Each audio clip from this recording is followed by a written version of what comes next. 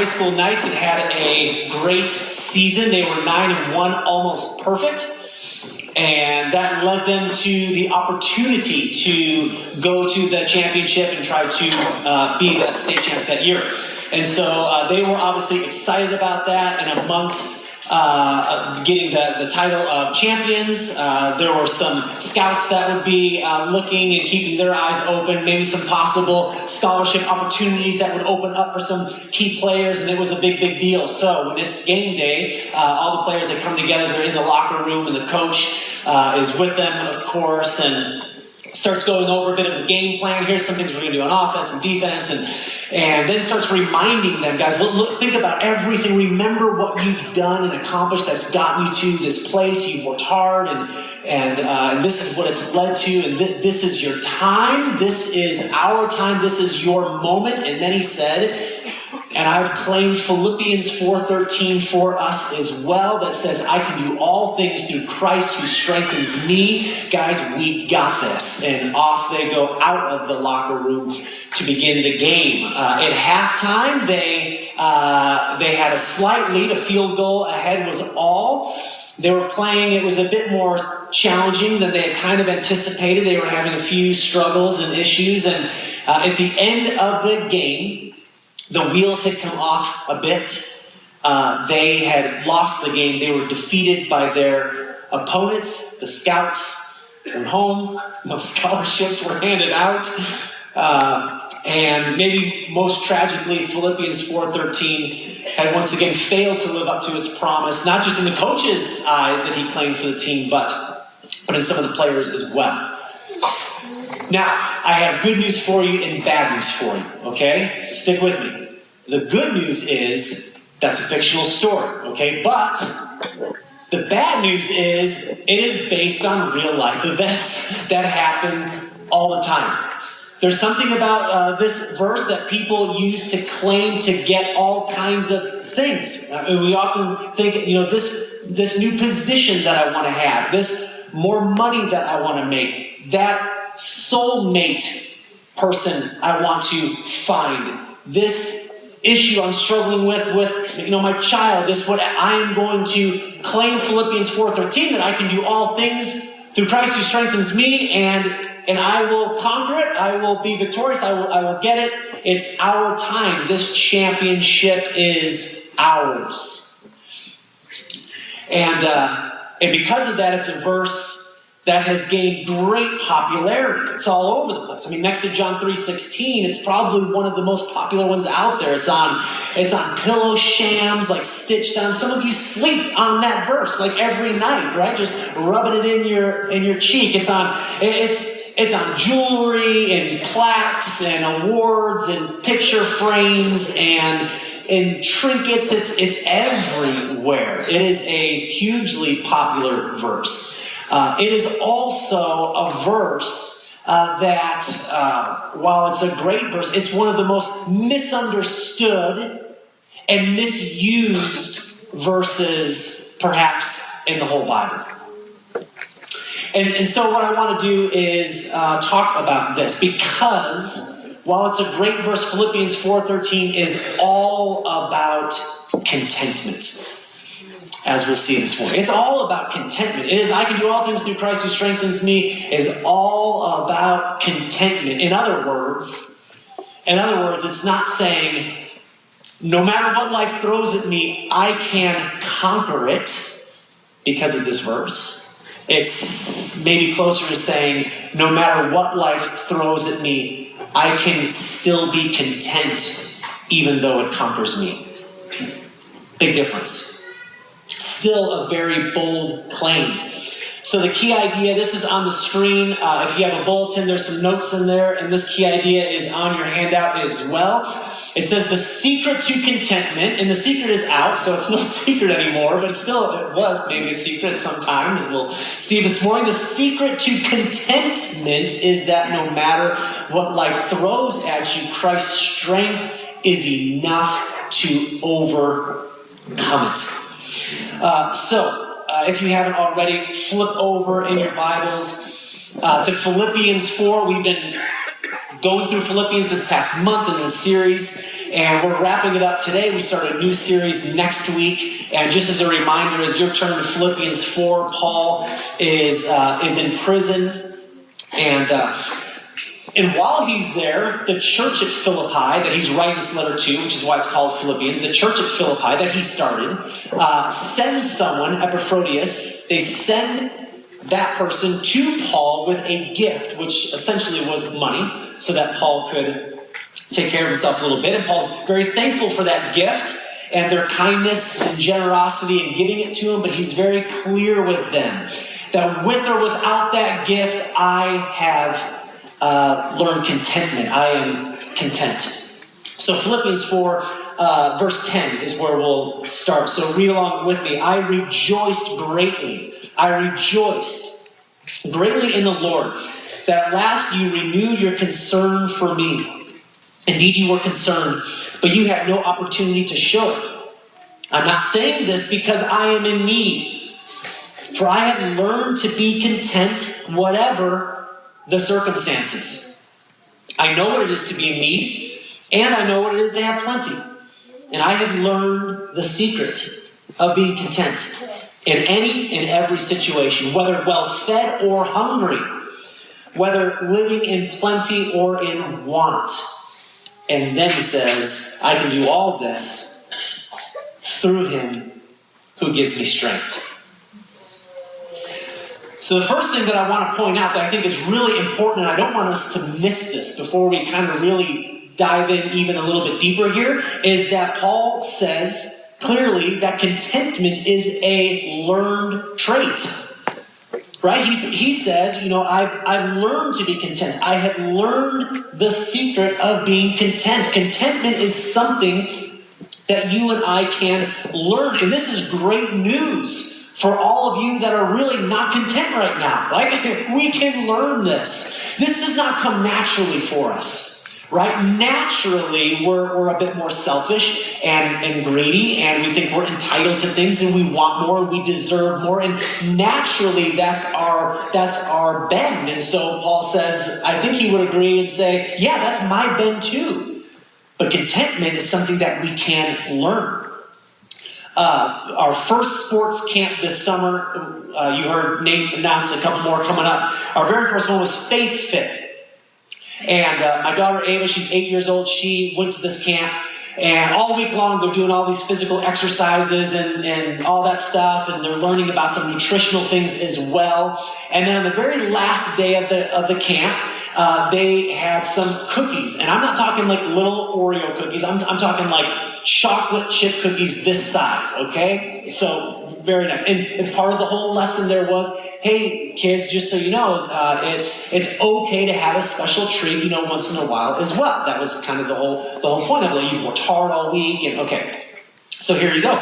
So they bring them up, and all the kids get a cookie, and then Ava runs into my office, and she has 3 cookies in her hand, and she says, Daddy, I brought you a cookie, and I have a couple more I'm going to take home to my brothers. And so then she hands me from her dirty, sweaty hand, because she's been working out all morning, right, a cookie. And I ate the cookie, and it was a very good cookie. And I said, did you have your cookie? And she said, yes.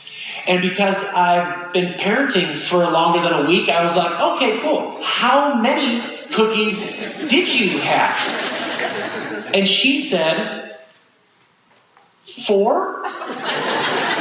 Which was both a question and a statement all at the same time. And I was like, oh, mother. Okay, big cookies. Big. Did I mention these were not small? So I go out there, and Nate's running the camp, and I'm friends with him, and so we're talking. I was like, dude, Ava just told me she had 4 of these cookies, man. Like, are you just like disking them out? He's like, no, we just called him up here and told him to take a cookie. He's like, dude, there's no way. I mean, this was like 30 seconds ago that she was just here. There's no way. Dude, that would be impressive if she pounded down 4 cookies that fast. To which, of course, I said, be impressed.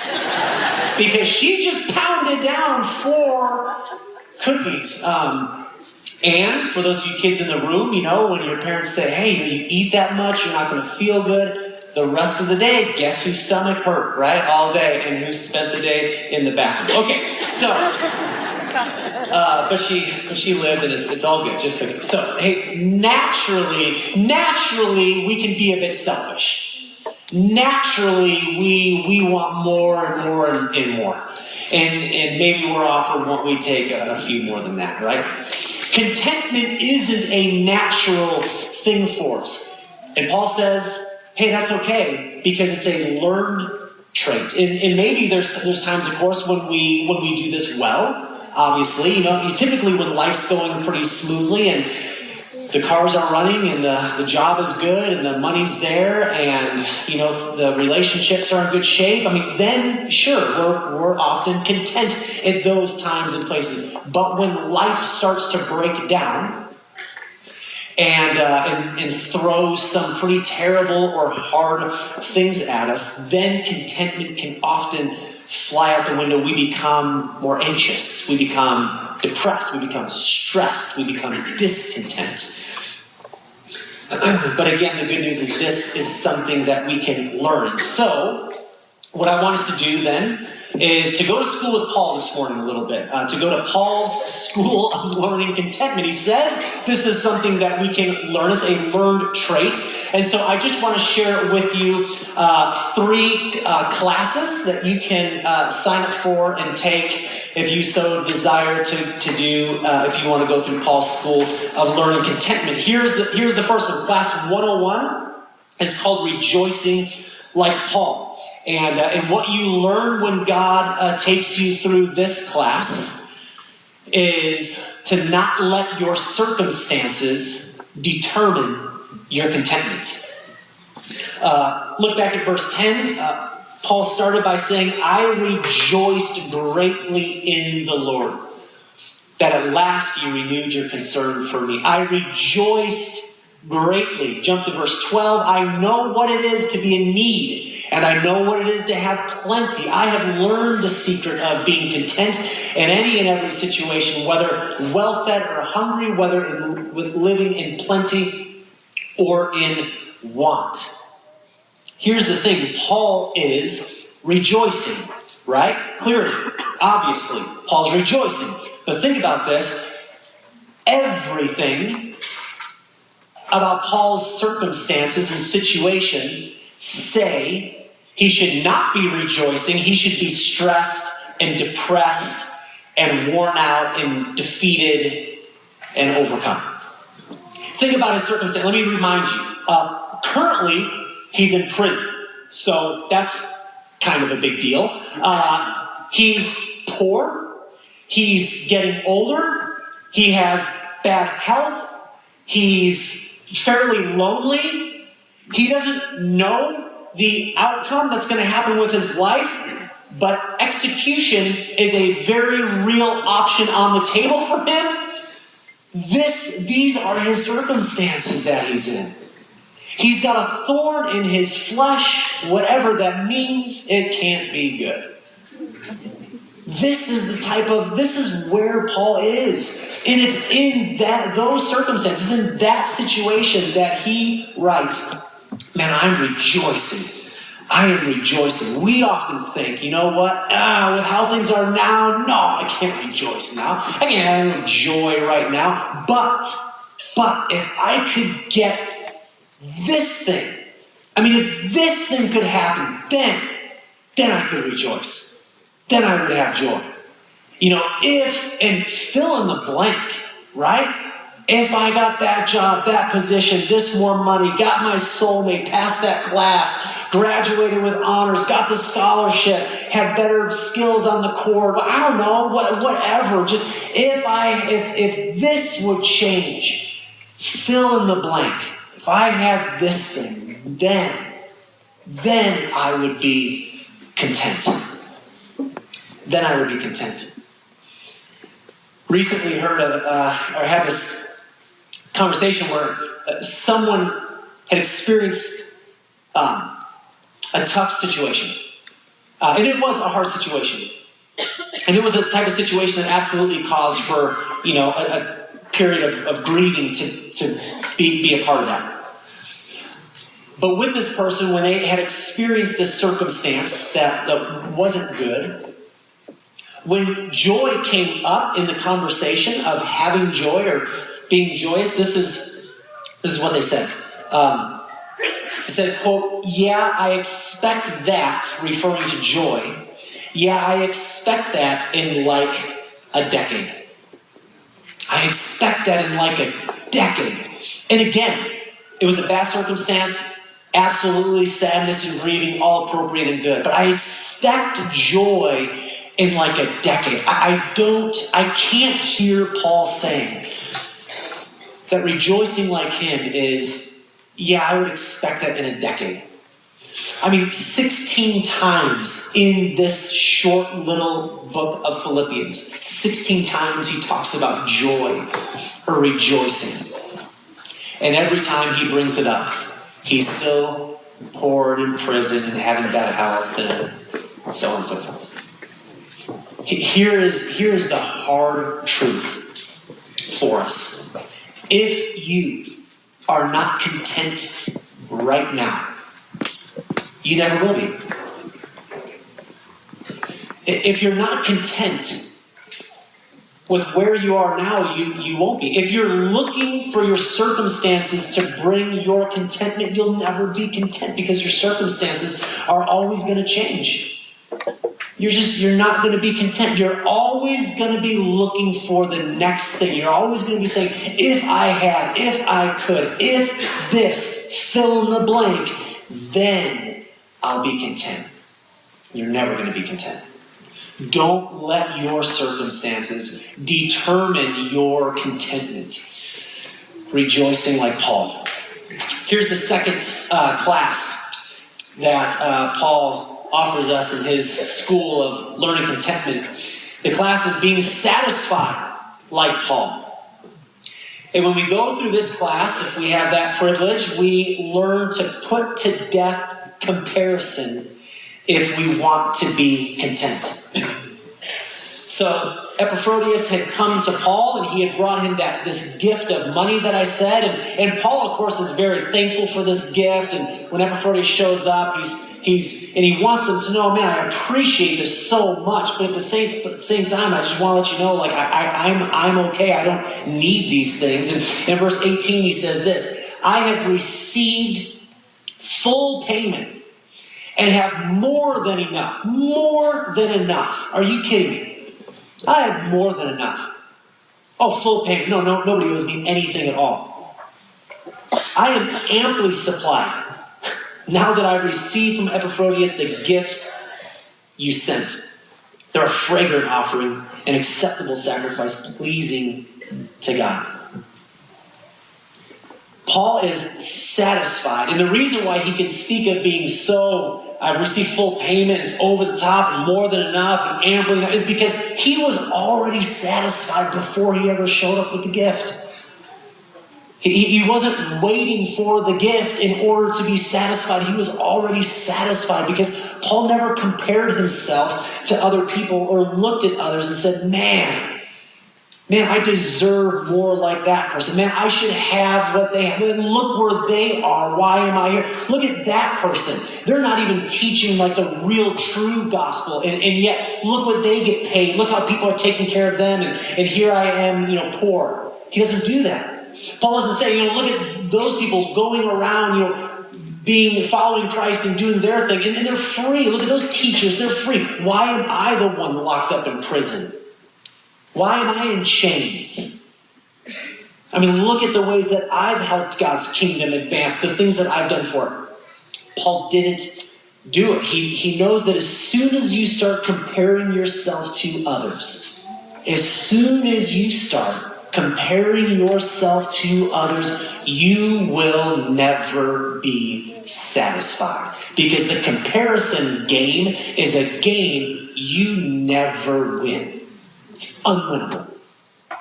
She will always have better hair than you. It's just not going to change. I'm sorry. She just does. Her hair is better than your hair. It's just... They're always going to get better grades than you have. It's just how... you can work hard, but... Look how much money... If I can have more money, if I can have money like they have money, there's always going to be someone that has more. Right? There's always going to be a nicer car than your car. It's just there's always going to be nicer. No matter what it's always going to be someone with a better house. Always going to be someone with kids that are so much better behaved than yours. I bet none of your kids in faith camp. I bet they ate one cookie, right? I bet they. Why did mine have to eat 4 and spend the day in the bathroom? I don't know. Why? I didn't compare it to yours, right? There's always going to be someone with way more friends on Facebook than you. Always someone. I mean, we can go on and on and on. The point is, right, the comparison trap is one that if you fall into it, you'll lose. You can't win the comparison trap. I love the story of Solomon. King Solomon, one of the richest kings of Israel. And he did something very unique and interesting that most of us don't have the ability to do. He stepped into the comparison game to play it, but he stepped into the comparison game to play it knowing I have more wealth and resources than anybody else. So guess who's going to win the game? Me, right? He thought he kind of stacked the deck in a sense in his favor. So here's what he said. You don't turn anywhere. Just listen real quickly. Solomon, this is what he says. This is Ecclesiastes. I said to myself, always a great place to get your advice. I said to myself, come now, I will test you with pleasure to find out what is good. So then he said, I undertook great projects. I built houses for myself, more houses than you. I planted vineyards. I made gardens and parks and planted all kinds of fruit trees in them. I made reservoirs to water the groves of flourishing trees. I bought male, female slaves and had other slaves who were born in my house. I also owned more herds and flocks than anyone in Jerusalem before me. Well, how do you know that you owned more herds or flocks than anyone else in Jerusalem before me? Because I compared myself to all of them. And I found out how much they had and how many. And I had more.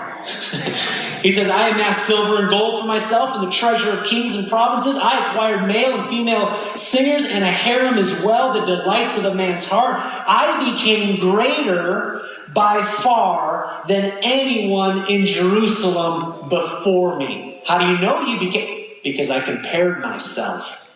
I compared myself to everyone else. In fact, I purposely went into this comparison game knowing that I could win it because I had all the money in the world and I got more than anyone else. And then he says, and when I surveyed all that my hands had done and what I had toiled to achieve, here's the punchline. Everything was meaningless. It was a chasing after the wind. Nothing was gained under the sun. So Solomon says, you know what? I did the comparison game thing better than any of us can do because I have unlimited resources. And so I compared and I had more. And at the end of it all, guess what? I wasn't satisfied.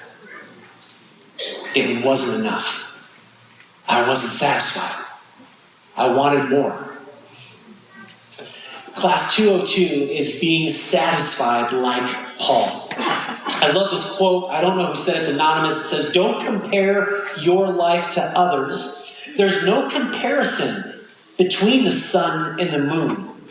They shine when it's their time. When we stop comparing ourselves to others, when we can be satisfied in Christ, content in him, then we will shine the brightest, which is this is the whole series that we're doing, is shine like the stars. This is the theme of this whole thing. This is when we will shine the brightest, when we are satisfied and we are full, because then we can serve others and love others and give to others, not because we want or need anything from them, but we're just doing it out of a heart that is full and content and at peace and satisfied. When we stop comparing ourselves to others.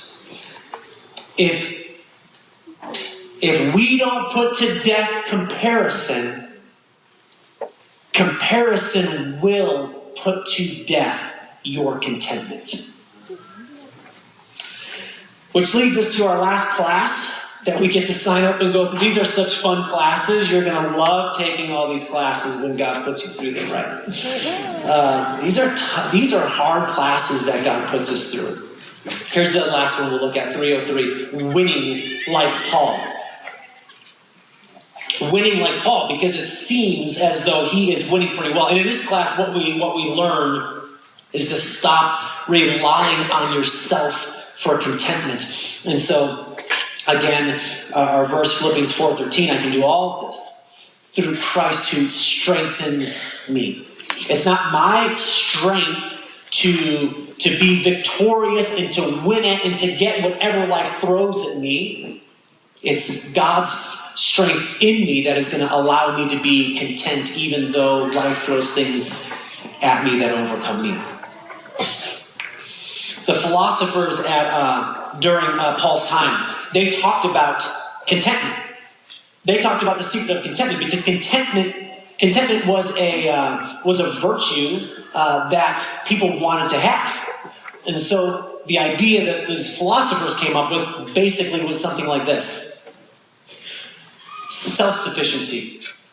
You need to have enough strength and resources in yourself so that whatever life throws at you, whether it's pleasure or pain, fortune or loss, whether it's good or bad, you can look it in the eye and smile and be unaffected by it. Self-sufficiency. And Paul understands that, and he understands that thinking. And of course, he comes in with a whole different view, which is relying on Christ. And it's not that self-sufficiency is always bad. Sometimes self-sufficiency is good. I love the fact that if I'm driving down the road, I get a flat tire in my car, I can take out the jack that I have with me and the lug wrench, and I have a spare tire, and I can fix all that and change it myself and be on my way, okay? I'm self-sufficient in that sense. So there's certainly a place and a time where that could be good, and I love that. Except, of course, if it happens at in the middle of the afternoon right now, at this time of year, then nobody does that. But other than that, that's great, right? But there's other times when self-sufficiency, it just doesn't work. When relying on myself and my strength and my ability and my resources don't work, I come up short. There's times when maybe you're facing some health condition and you just don't have any more strength to go on, or to beat it, or to overcome it, or somebody walks out on your life, and you just don't feel like you have the strength to get up and face another day. Or you've lost your job for maybe the third time or the fourth time, and you are ready to give up. You are feeling defeated. When a deal falls through that man, I had to make this deal in order to pay these bills, and whatever it may be, when those things happen, we feel like we're losing. We feel like we're losing. And we don't have the strength in ourselves anymore to carry on. And that's okay, because the strength isn't going to be found in ourselves. What we need to do at those times is redefine winning. Redefine winning, because winning like Paul, winning didn't mean, hey, whatever life throws at me, I will get it. I will conquer it. It will be mine. I will achieve it. I will have it. That wasn't what winning meant for Paul. What winning meant for Paul was, whatever life throws at me, I will still be content. I will still be content because of Christ's strength. It's not me conquering this thing. It's when this thing conquers me, I'm still content. I'm okay. I'm at peace. I can move on. I can press forward because Christ's strength is the strength that I draw from, is the strength that I have. I'm not relying on myself. I'm relying on Him. And He is going to get me through this. And so my closing challenge for us this morning is this. Be a lifelong learner. Because I know I had a little fun with like the classes and go to school with Paul and all that stuff, but the reality is, when do we take these classes? When do we learn these lessons that I've been talking about this morning? It's just through life, right? Life is when we experience these classes. We don't actually go somewhere and sign up for them. We go through them in life, and we learn these things in life if we will be a lifelong learner. If we will allow God to teach us these things as he's taking us through them. And so maybe for you right now, you're at a place where you're like, man, my circumstances are bad. My circumstances are real bad. See it as an opportunity for you to learn to rejoice in the midst of them, to find contentment, not in your circumstances, but in Christ. Maybe you're at a time where you're going through the whole comparison trap, and you're caught up in it again. You're looking at other people and comparing yourself to them, and so see it as an opportunity for you to take this class and to learn what it would look like for you to put to death comparison, for you to be totally satisfied in Christ alone. Maybe you feel like you are losing and you don't have the strength in yourself to overcome what you're facing. This is a time for you to learn what it looks like to draw from Christ's strength and to find contentment and peace and to be okay in the midst of feeling like you're losing and being conquered by something life is throwing at you. Be a lifelong learner. In the previous chapter, Philippians 3, Paul says this line, you've probably heard it before. He says, I want to know Christ and the power of his resurrection. He goes on to say some other things. And that verse, it strikes me, not because of what Paul said, I want to know Christ. Okay, that's like obvious. No. What is so interesting to me about that is that Paul says, I want to know Christ at a time when he had been following Jesus for almost 30 years. Because that's when he's writing Philippians. For almost 30 years he'd been following Christ, and he says, I want to know Christ. And I'm thinking, Paul, I'm pretty sure you know him. Right? In fact, Paul, I'm going to go out on a limb and say you probably know him better than like most of us do. And I think to that Paul would say, yeah, that's true. And I want to know Christ. I want to know him. I want to know him so much more. I want to build my life on him and him alone. And so my challenge for you and for me, for us, is to be like Paul, to be a lifelong learner. So that things like the lessons and the secret of contentment is something that we can learn and know and live out. Would you stand with us, and we're going to close out with the song.